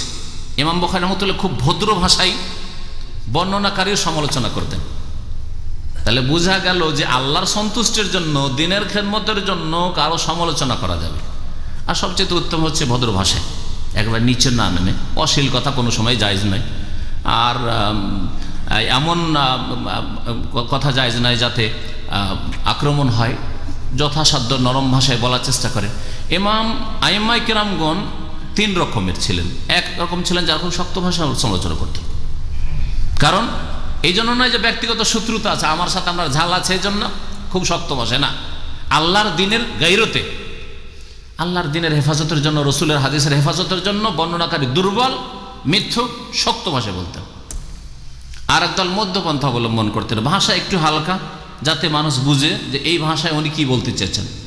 এর ওপর আপত্তি আছে, ফিহে নাজরুন, এই ব্যক্তির ওপর আপত্তি আছে, মানে চলবে না। মানে একটা লোক সম্পর্কে যদি বলেন এই লোকটাকে চাকরি দিতে হবে, ভদ্র ভাষা, ভাই এর ওপর আপত্তি আছে, মানে অচল, চাকরিতে রাখা যাবে না, ঠিক না? এ অযোগ্য, চাকরিতে রাখা যাবে না, বেঈমান, এতগুলি বলার কোনো প্রয়োজন নাই, তাই না? খেয়ানতকারী হয়ে গেল, এর উপর আপত্তি আছে। ইমাম বুখারী রাহমাতুল্লাহ আলাইহি সেই দলেরই শিরোমণি একজন, মধ্যম পন্থা অবলম্বন ভাষার ক্ষেত্রে। এই জন্য তাঁর ভাষাগুলি যে বর্ণনাকারীদের সম্পর্কে, ওগুলোরই ভাষ্য আছে। উনি ফিহে নাজরুন বলে কি বুঝাইতে চেয়েছেন, মুনকারুল হাদিস বলে কি বুঝাইতে চেয়েছেন। ইমাম বুখারীর ভাষায় বড় বড় মিথ্যুককে তিনি কাজ্জাব, দাজ্জাল বলেননি তিনি। অন্যান্য মুহাদ্দিস ইবনে মাইন আর অন্যান্য আইম্মায়ে কেরামরা, ইবনে হিব্বান, আর তারা কাজ্জাব, দাজ্জাল, খাবিস বলেছেন, কারণ এরা আসলে মিথ্যুক ছিল। রসুলের হাদিসে মিথ্যা কথা বলতো, দুনিয়ার ক্ষেত্রে পেটের গরজে মিথ্যা কথা বলতো, তার কাজ্জাব বলা কোনো বাড়াবাড়ি হয়নি, দাজ্জাল বলা বাড়াবাড়ি হয়নি, দাজ্জাল মিথ্যাবাদী হবে, এরাও মিথ্যা কথা বলতো রসুলের হাদিসে। মধ্যপন্থা অবলম্বন করেছেন একদল আইম্মায়ে কেরাম, আর একদল একটু শিথিলতা, গাফিলতি করেছেন, অত গভীরতায় না গিয়ে হয়তো অনেক দুর্বল সম্পর্কে হালকা দুর্বল বলে দিয়েছেন, বা দুর্বল হাদিসকে হাসান বলে দিয়েছেন। এই জন্য মধ্যমপন্থী মুহাদ্দিসিন কেরাম যারা জারহে তাদিল, মানে বর্ণনাকারীদের জীবন নিয়ে আলোচনা করেছেন, তাদের কথাই অধিক গ্রহণযোগ্য। ইমাম বাইহাকি বলছেন হুয়া মাতরুক, মাতরুক মানে তারাকে এত রকম মানে ছেড়ে দাও, পরিত্যক্ত ব্যক্তি, মানে যার হাদিসকে ছেড়ে দাও আবশ্যক, পরিত্যক্ত ব্যক্তি। এই ওয়াকাল নবী হুয়া যায়িফুন বিল ইত্তেফাক, ইমাম নবী রাহমাতুল্লাহ আলাইহি বলছেন যে এই লোকটি আব্দুর রহমান ওয়াসিতি বিল ইত্তেফাক, সর্বসম্মতিক্রমে দুর্বল মানুষ। সুতরাং নাভির নিচে হাত বেঁধে নামাজ পড়ার হাদিস সর্বসম্মতিক্রমে যায়িফ। ওয়াকালু, আর মুহাদ্দিসিনরা বলেছেন আসাহু শাইইন ফি হাযাল বাবে হাদিস ওয়াইল ইবনে হুজুর, সবচাইতে সহি হাদিস হাত বাঁধার ব্যাপারে ওয়াইল ইবনে হুজুরের হাদিস, যেটা আমাদের সামনে রয়েছে 219 নম্বর আমার কাছে, আপনাদের 1 নম্বর আগে পরে থাকতে পারে বাংলাতে। তাতে কি আছে? হ্যাঁ, আলা সাদরি, বুকের ওপর শব্দ আছে। সাল্লাইতু মান নবী সাল্লাল্লাহু আলাইহি ওয়াসাল্লাম, নবী সাল্লাল্লাহু আলাইহি ওয়াসাল্লাম নামাজ পড়লাম। ফাওয়াজা ইয়াদাহুল ইউমনা আলা ইয়াদিল ইউসরা, ডান হাত বাম হাতের ওপর রাখলেন। কোথায়? আলা সাদরি, বুকের ওপর। এই হাদিসটি হচ্ছে এই বিষয়ে হাত বাঁধার ব্যাপারে সবচাইতে সহি হাদিস, এর চাইতে সহি হাদিস নেই। তাহলে বুকের হাত বাঁধাটাই হচ্ছে সহি সুন্নাত।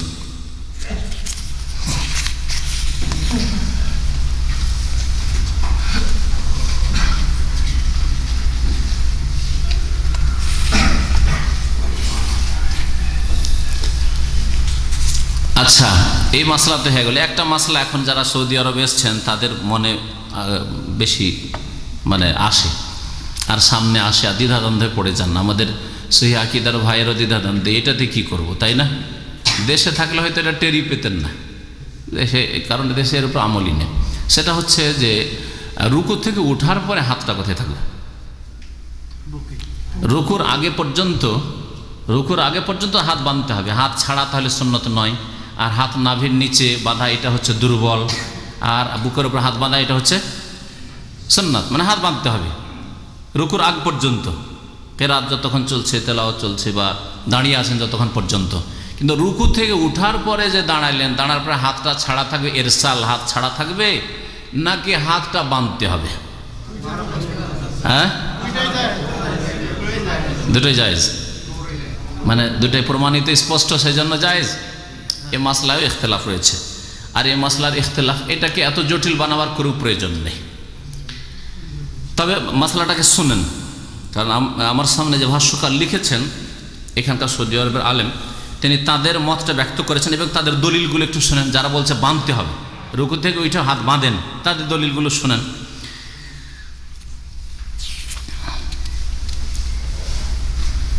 রুকু থেকে ওঠার পরে হাত বাঁধবেন না বাঁধবেন না এই ব্যাপারে ইখতিলাফ রয়েছে। ফাযাহাবা বা'দুহুম ইলা ইসতিবাবি কাবযিহিমা ওয়া ওয়াযহিমা আলা সাদরি, একদল বলছেন যে বুকের হাত রাখবে, কামা কানাল হালু ফিল কিয়াম ক্বাবলা রুকু, রুকুর আগে যেমন ছিল ওই রকমই রুকুর পরেও দাঁড়ানো অবস্থায় আপনি হাত বুকের উপর রাখবেন। ওয়া যাহাবা জমহুরুল উলামা, অধিকাংশ আইম্মায়ে কেরাম, অধিকাংশ আলেমরা উম্মতের, ওয়া মিনহুমুল আইম্মাল আরবা, এমনকি 4 ইমাম, ও আতবাহুম ইলা ইরসালিহি আলাল জানিবাইন, ইমাম আবু হানিফা, শাফি, মালিক, আহমদ, তাদের অনুসারীরা বলছেন না, রুকুর পরে হাত বাঁধতে হবে না, হাত ছেড়ে দিতে হবে। ও আন্নাহু লা ইউসান্নু কাবযুহুমা ওয়া ওয়াযুহুমা আলা সাদর, বুকের উপর হাত বাঁধা আর কোনো প্রয়োজন, এটা সুন্নত নাই। ফাহাজা খাসুন বিল কিয়াম ক্বাবলা রুকু, রুকুর আগে যতক্ষণ পর্যন্ত নামাজে দাঁড়িয়েছিলেন ততক্ষণ পর্যন্ত হাত বাঁধা, হাত বুকের বাঁধা, কিন্তু রুকুর পরে হাত বাঁধতে হবে না। যারা বলছে যে না হাত বাঁধতে হবে রুকুর পরেও, তাদের দলিল শুনেন ওই সাহাল বিন সাদের হাদিস, যে হাদিসটা বললাম বুখারীতে আছে আর মুসনাদ আহমদে আছে। কানান নাস ইউমারুনা, লোকদেরকে নির্দেশ দেওয়া হইতো, মানে সাহাবায়ে কেরামদেরকে, আই ইয়াযা'আর রাজুলু আল ইয়াদাল ইউমনা আলা জিরাইল ইউসরা, যেন যে কোনো মানুষ ডান হাতকে বাম বাহুর উপর রাখে, ফিস সালাতে, কোথায়? নামাজের মধ্যে। এতে বলা হয়নি যে রুকুর আগে, হ্যাঁ, নামাজের মধ্যে। নামাজে তাহলে যে কোনো দাঁড়ানো অবস্থায়, রুকুর আগে হোক অথবা পরে, তাদের দলিল এভাবে, রুকুর আগে হোক অথবা পরে হোক কি করতে হবে? নবী সাল্লাল্লাহু আলাইহি ওয়াসাল্লামের নির্দেশ ছিল সাহাবায়ে কেরামদেরকে যে তোমরা সালাত অবস্থায় হাতের উপর হাত রাখবে, দিয়ে দাঁড়িয়ে থাকবে। সেটা রুকুর আগে হইতে পারে, রুকুর পরে হইতে পারে। এই হচ্ছে তাদের একটি দলিল। আর এই হাদিস ইবনে খুজাইমা তো, আবু দাউদ, নাসাই তো আছে, ওয়াইল বিন হুজুর থেকে, ওয়াইল বিন হুজুর থেকে আছে। কি আছে তাতে? সাল্লাইতু মান নবী সাল্লাল্লাহু আলাইহি ওয়াসাল্লাম, আমি নবী সাল্লাল্লাহু আলাইহি ওয়াসাল্লাম নামাজ পড়লাম, ফাওয়াজা ইয়াদাহু লিমান আলা ইয়াদির রাসূল আলা সাদরিহি ওয়া আসলুল হাদিস, নবী সাল্লাল্লাহু আলাইহি ওয়াসাল্লাম নামাজ পড়লাম আর নামাজের মধ্যে ডান হাত বাম হাতের উপর রাখলেন, বুকের উপর। এখানেও বলা হয়নি যে শুধু রুকুর আগে অথবা রুকুর পরে। তাহলে এই হাদিসগুলি কিন্তু সহিহ, এই হাদিসগুলি সহিহ। আর এই হাদিস পার্থক্য করে বলা হয়নি রুকুর আগে না পরে, সুতরাং দাঁড়ানো সবগুলি অবস্থা, এটা তারা ব্যাখ্যা করেছেন। ফাহাজানিল হাদিসানিস সাহিহানি, এই দুইটি সহিহ হাদিস, আম মানে আম অর্থ, ব্যাপক অর্থ রাখে, ফিল কিয়াম দাঁড়ানো সম্পর্কে, সাওয়ান আকানা কাবলা রুকু, রুকুর আগে হোক, আও বাদহ অথবা রুকুর পরে হোক। ওমান ফাররাকা বাইনাল কিয়ামাইনি ফাআলাইহি দালিল, কেউ যদি বলে না পার্থক্য, রুকুর আগে শুধু আমরা বুকে হাত বাঁধবো আর রুকুর পরে বাঁধবো না, তাহলে বলছে তাহলে দলিল নিয়ে আসেন। যারা হাত বাঁধনেওয়ালা রুকুর পরে, তারা এইভাবে ব্যাখ্যা করেছেন।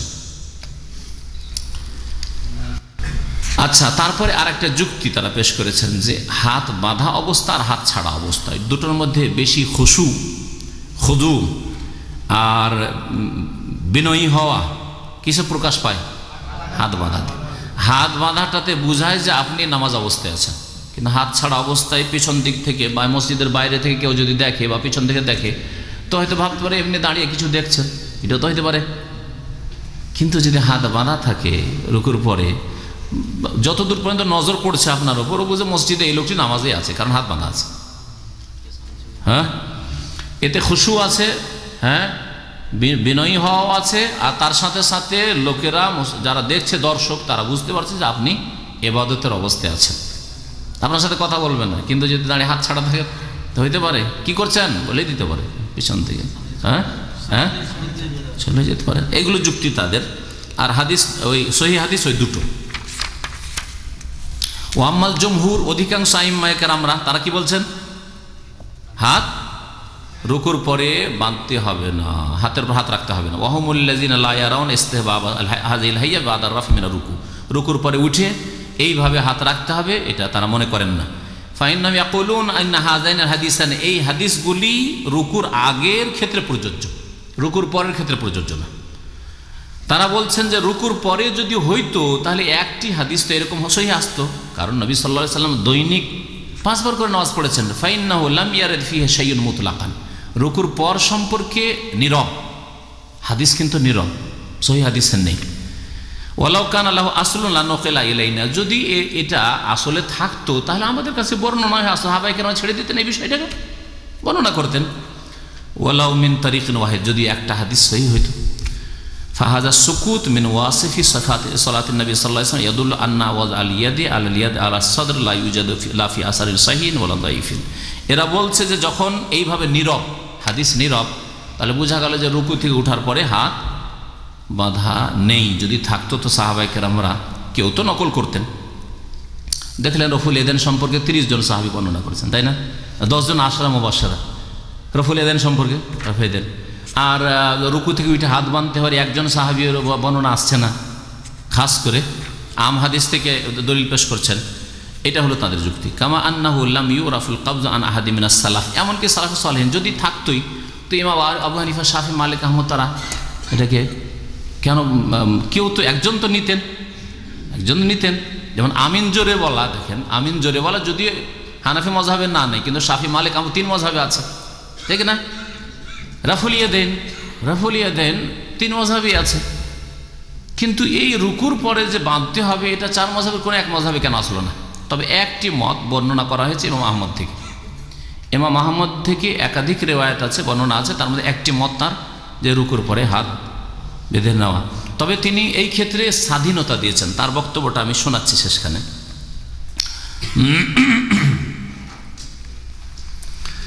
আল্লামা শেখ নাসিরুদ্দিন আলবানী রহমতুল্লাহ একটু শক্ত কঠোর ভাষায় বলেছেন এইটির বিরোধিতে, মানে অন্যরা তো সুন্নত বলছেন এটাকে বা মুস্তাহাব বলছেন, কিন্তু তিনি কঠোর ভাষায় বলেছেন। তা আমার মনে হয় এইরকম কঠোর ভাষায় বলা ঠিক নয়। যে একটা জিনিস একদল বলছেন সুন্নত আর সেটাকে বিদাত বলে দেবেন, এটা খানিকটা ভাষাটা কঠোর, যদিও তারা আম হাদিস পেশ করেছে, বাকি মানুষের ভুল হইতে পারে। ইমাম আহমদ সম্পর্কে বলছিলাম যে কি বলেছেন তিনি, ওয়ালিযালিকা যাহাবাল ইমাম আহমদ ইলা তাখির বাইনা ফি'লিহি ওয়া তারকিহি। ইমাম আহমদ 4 ইমামের মধ্যে ইমাম আহমদ একমাত্র তিনি বলছেন যে রুকুর পরে হাত বাঁধতেও পারো আর ছেড়েও দিতে পারো। তিনি 4 আইম্মায়ে কেরামদের মধ্যে সবচেয়ে বড় মুহাদ্দিস ছিলেন, আর সবার শেষে এসেছেন, আগের এলেমগুলো পেয়েছেন আর পরে যে হাদিস চর্চা হয়েছে সেইগুলো পেয়েছেন। এই জন্য ন্যায় নীতির কথা হচ্ছে, ইনসাফের কথা হচ্ছে, ইমাম আহমদ রহমতুল্লাহ আলাইহি 4 ইমামের মধ্যে সবচেয়ে বড় হাদিসের পণ্ডিত ছিলেন। আর তার হাদিসের কিতাবের স্পষ্ট প্রমাণ, মুসনাদ আহমদের 30,000-এর বেশি হাদিস তিনি সংকলন করেছেন, অথচ অন্য আইম্মায়ে কেরামদের হাদিসের এরকম বড় কিতাব নেই। ইমাম মালিকের থাকলে ছোট্ট একটি কিতাব মুয়াত্তা মালিক, ইমাম শাফির থাকলে ওই কিতাবুল ইমাম আবু হানিফা রহমতুল্লাহ আলাইহি কোনো হাদিসের কিতাব নেই। একটা যেটা তার দিকে নিসবত করা হচ্ছে, সম্পৃক্ত করা হচ্ছে মুসনাদুল ইমাম আজম, একবারে জাল জয়ীফে ভরা, আর ওটা তার লিখা না, অন্য কারো লিখা, তার নাম তাতে বসিয়ে দেওয়া হয়েছে। তো এই জন্য ইমাম আহমদ রহমতুল্লাহ আলাইহি যথাসাধ্য তিনি সুন্নত, সহিহ সুন্নত, নবীর সুন্নতের কাছাকাছি তিনি ফতোয়া দেওয়ার চেষ্টা করেছেন। তো তার মত যে দুটোর মধ্যে যে কোনো একটা করতে পারো, আত-তাখইর রাজিউন ইলা মা ওয়াসালা ইলাইহি ফাহমুল মুজতাহিদ ওয়া ইজতিহাদু। তিনি ইখতিয়ার দিয়েছেন যে রুকু থেকে উঠে আপনি বাঁধতেও পারেন আবার ছাড়তেও পারেন। সৌদি আরবের উলামায়ে কেরামরা বাঁধার উপরে আমল করছে, কারণ এখানকার যে বড় উলামায়ে কেরাম শেখ আব্দুল্লাহ বিন বাজ রহমতুল্লাহ আলাইহি, তারপরে শেখ মোহাম্মদ বিন সালেহ উসাইমিন, এছাড়াও যে সাহিয়াতে কেবল উলামারা রয়েছেন তাদের সকলেরই ফতোয়া যে রুকুর পরে হাত বাঁধাটাই মুস্তাহাব বা সুন্নাত তাদের কাছে। কিন্তু অন্যান্য আরও যারা সালাফদের অনুসারী উলামায়ে কেরাম তাদের কাছে এটা সুন্নাত বা মুস্তাহাব নয়। সুতরাং এই ব্যাপারে বাড়াবাড়ি করার কোনো প্রয়োজন নেই। কেউ যদি করে তাহলে নিষেধ করবেন না, আর কেউ যদি না করে আর আপনি করছেন, মানে রুকুর পরে আপনি হাত বাঁধছেন, তাহলে এই কথা বলবেন না যে আপনি কেন বাঁধেন না। বুঝতে পারছেন তো?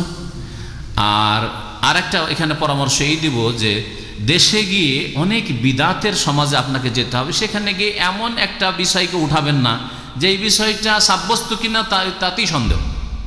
সুতরাং দেশে গিয়ে গ্রামে নামাজ পড়ছেন, রফেলে দেন করেন না, সূরা ফাতিহাই পড়েন না, সূরা ফাতিহা না পড়লে নামাজ হয় না, সূরা ফাতিহা পড়েন না, হ্যাঁ আমিন জোরে বলেন, যেগুলি স্পষ্ট সুন্নাত সেগুলি আমল করে না। এছাড়া মিলাদের বিদাত করছে, এই যে আপনার ঈদে মিলাদুন নবীর বিদাত পালন করছে, শবে বরাতে হালুয়া রুটির বিদাত করছে, কবর মাজারের বিদাত করছে, শিরিক করছে। আর ওই সমাজে গিয়ে রুকুর পরে আপনি হাত বাঁধা শুরু করবেন, কোনো যুক্তি নেই, কোনো প্রয়োজন করে না, কোনো প্রয়োজন করে না। তো আশা করি এই বিষয়টি স্পষ্ট। আর এখান থেকে আজকের আলোচনা শেষ করেছি, সময় প্রায় এগিয়ে এসছে। আল্লাহ পাক রব্বুল আলামিন যেন আমাদের গুনাহ খাতা মাফ করেন, নেক আমলে তৌফিক দান করেন, কোরআন হাদিস বুঝার এবং তার মোতাবেক চলার আমল করার যেন তৌফিক দান করেন। আল্লাহ পাক আমাদের মজহাবি গোড়ামি আর আমাদের ব্যক্তি পূজা আর অন্ধত্ব, আল্লাহ পাক এসব যে গুমরাহি রয়েছে, অজ্ঞতা, এসব যেন দূর করে দেন।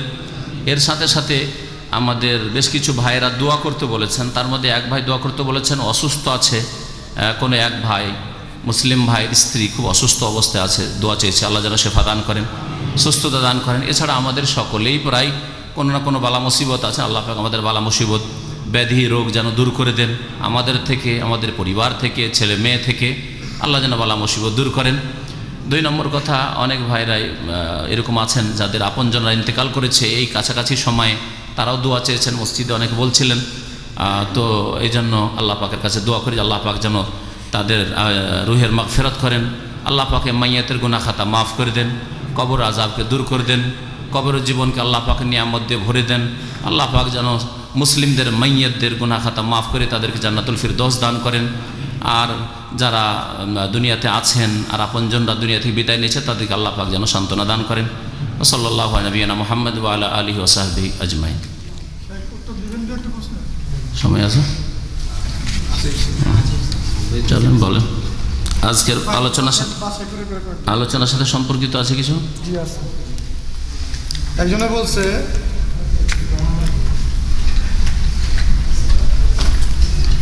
এখানে এক ভাই দোয়া চাইছে যে আমার বোনের অনেক দিন ছেলে মেয়ে হয় না, তো আল্লাহ পাক যেন দোয়া করেন যেন নেক সন্তান দান করেন, আল্লাহ পাক যেন নেক সন্তান দান করেন, আমাদের এই বোনকেও দান করেন, অন্যান্য ভাইদেরকেও দান করেন, আল্লাহ পাক রব্বুল আলামিন যেন উম্মতে মুসলিমাতে বরকত দান করেন। জি। এক ভাই বলছে আহলে কোরআনের একটি দল আবু হুরায়রা রাদিয়াল্লাহু তাআলা আনহু বর্ণিত হাদিস গ্রহণীয় নয়, কারণ তিনি হাদিস জাল করত। তার জীবদ্দশায় তা প্রমাণিত হয়েছে। বুখারী শরীফে তার মাফ চাওয়ার ঘটনা আছে, বিষয়টি সম্ভব হলে একটু ব্যাখ্যা করুন। আবু হুরায়রা রাদিয়াল্লাহু তাআলা আনহু সম্পর্কে যে ভাই প্রশ্ন করেছে যে আহলে কোরআন যারা বলে যে কোরআনই শুধু মানবো আর হাদিস মানবো না, তারা মুসলিম থাকতে পারবে না এই অবস্থায়। কারণ নামাজই পড়তে পারবে না, রোজাও রাখতে পারবে না, যাকাতও দিতে পারবে না, হজও করতে পারবে না। কারণ কোরআনে কোথাও নামাজের নিয়ম কানুন বলার নেই যে শুরু থেকে শেষ পর্যন্ত কেমন করে নামাজ পড়তে হবে, কোনটা আগে দাঁড়াবেন না আগে রুকু না আগে সিজদা, হ্যাঁ, কোনোটাই নেই, ঠিক না? যাকাত দেবেন শতকরা 2.5 টাকা না কয় টাকা, 10 মনে 1 মন না 20 মনে 1 মন, আছে কোরআনে নাকি? কোথাও নাই। তাহলে কোনোটাই ইবাদত করতে পারবে না। রোজা রাখবেন, কোন কোন জিনিস থেকে বেঁচে থাকবেন, কোনো আয়াতে নেই। আল্লাহ বলছেন শুধু করতে পারলে সিয়াম, রোজা ফরজ করা হয়েছে, সিয়াম ফরজ করা হয়েছে, সিয়াম কেমন, কখন থেকে কখন, তাও স্পষ্ট নেই, বোঝা গেছে?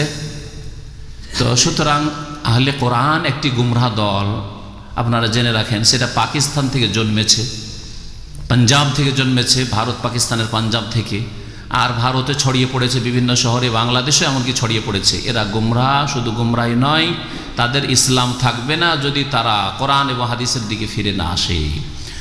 আর আবু হুরায়রা রাদিয়াল্লাহু তাআলা আনহু সম্পর্কে যারা লিখেছে তার বিরুদ্ধে, তাদের একটি দল মিশরে লিখেছে, তার মধ্যে একজন আবু রাইয়া বলে গুমরাহ, আল্লাহর আযাবে ধ্বংস হয়েছে।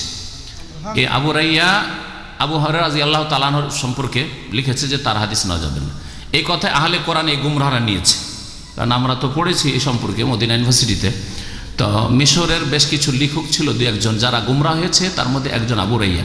এই আবু রাইয়া যখন মরে হালাক হয় তখন চিৎকার করত আর বলতো হ্যাঁ আবু হুরায়রা, হ্যাঁ আবু হুরায়রা, এইরকম করত। বিশ্বস্ত সূত্রে সেখানকার উলামায়ে কেরামরা নকল করেছেন এটা। আর মদিনা ইউনিভার্সিটিতে যখন পড়ি, আবু রাইয়া সম্পর্কে যারা তার খণ্ডন করেছে, মানে আবু হুরায়রা রাদিয়াল্লাহু তাআলার পক্ষ থেকে লিখেছেন উলামায়ে কেরামরা, তারা লিখেছে আবু রাইয়া এইভাবে হালাক হয়েছে। আল্লাহর আযাব, ওই মওতের সময় আযাবের ফেরেশতারা তাকে এমনভাবে ধমক দিচ্ছিল যে হুঁশ আছে তারপর ভয় করছে,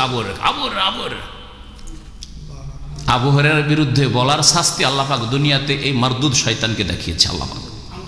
সুতরাং এইরকমই আহলে কোরআনদের পরিণাম হবে যারা বলবে আবু হুরায়রা রাদিয়াল্লাহু তাআলা আনহু আসহাবে সুফার লোক ছিলেন। বাড়িরও চিন্তা করেননি, বিয়েরও চিন্তা করেননি।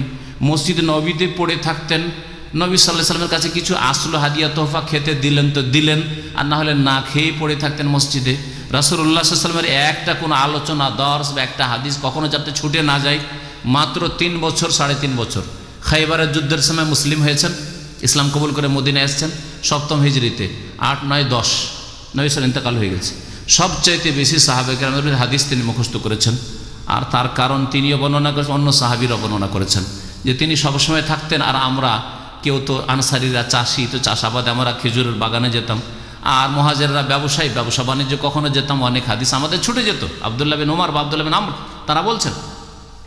কিন্তু আবু হুরায়রা কখন না ব্যবসা, না বিবি, না ছেলে মেয়ে, না বাড়ি ঘর, কিছুই নেই। মসজিদে এক জায়গায় থাকতেন। মসজিদে কিছু আসলো, তখন কিছু খেজুর আসলো, ওখান থেকে 2-3টে খেজুর খেয়ে নিলেন।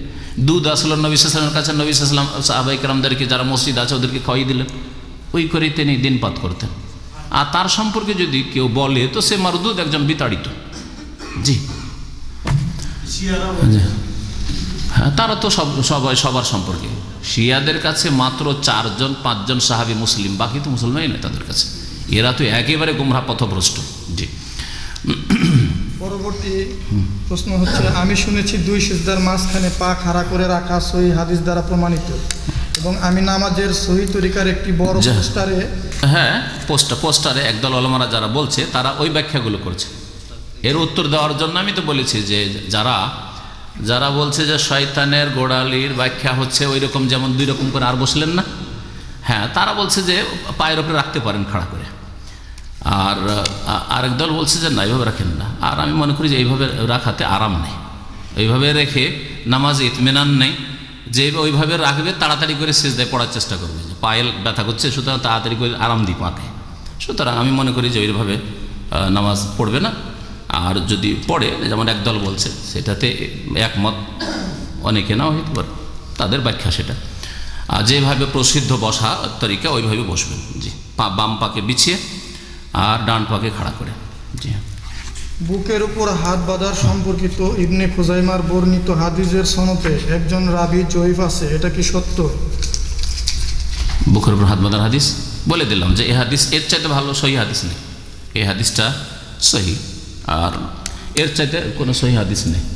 তাহলে যখন দেখবেন যে একটা অতি দুর্বল আর একটা সম্পর্কে কেউ যদি কিছু বলে থাকে, তার কথা গ্রহণযোগ্য না হইতে পারে। বুঝতে পারছেন? রুকু থেকে ওঠার সময় অনেকে 2 হাত ওঠায় মোনাজাতের মতো করে, এটা কতটুকু সহিহ? রুকু থেকে এইভাবে ওঠা যায়? না, মিশরীদেরকে করতে দেখেছি, করে থাকে, এটা ঠিক না। এইভাবে দাঁত রফল এদান করবে না, এইভাবে কিবলামুখী করে। জি, এক ভাই প্রশ্ন করছে, আমার মনে হয় উনি এই বয়ানটা ভালো মতো শুনে নাই কেন। নাভির নিচে হাত বাঁধা জায়েজ না থাকলে নাভির উপরে হাত বাঁধা জায়েজ আছে কিনা, এটা তো বয়ানে বলা হয়েছে। জায়েজ আর না জায়েজ তো বলছি না, বলছি যে নাভির নিচে হাত বাঁধা সাব্যস্ত নয়, কোনো সহিহ হাদিস দ্বারা প্রমাণিত নয়। যেটা প্রমাণিত নয় সেটা করবেন কেন? হাত বাঁধাও সুন্নত। কেউ যদি হাত ছেড়েও নামাজ পড়ে নামাজ হবে না, এই কথা বলছি না, কিন্তু সে সুন্নতের নেকি থেকে বঞ্চিত থাকলো, নামাজের নেকিতে ঘাটতি হইল, সুন্নতের খেলাফ কাজ করলো। এইভাবে রফুল এদেন ছেড়ে দিল, আরেক সুন্নত ছুটলো, আমিন জোরে বলা ছেড়ে দিল, আরেক সুন্নত ছুটলো। হ্যাঁ, এইভাবে যতগুলি সুন্নত ছাড়বে তত নেকি কমবে। একই রকম নামাজের অবস্থা, একই রকম হজের অবস্থা। হজ উমরায় গিয়ে আপনি লাব্বাইক তালবিয়া পড়লেন না, হজ তো উমরা করে চলে আসেন, কিন্তু তালবিয়া তেমন পড়লেন না।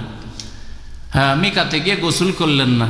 হ্যাঁ, তাহলে আপনি তারপরে আপনি হাজরে আসওয়াদ স্পর্শ করলেন না, ওখানে ইশারাও করলেন না, হজ হবে না? হবে না। কিন্তু হজের নেই কি কমলো এগুলোর জন্য? বেশ কিছু সুন্নত আপনি ছেড়ে আসলেন। জি, সেটা আরেকটা প্রশ্ন হচ্ছে যে আমি আমার মেয়ের আকিকা করতে পারি নাই ছোটবেলায়, তার এখন আমি সামর্থ্যবান হয়েছি এবং তার আকিকা করতে চাই।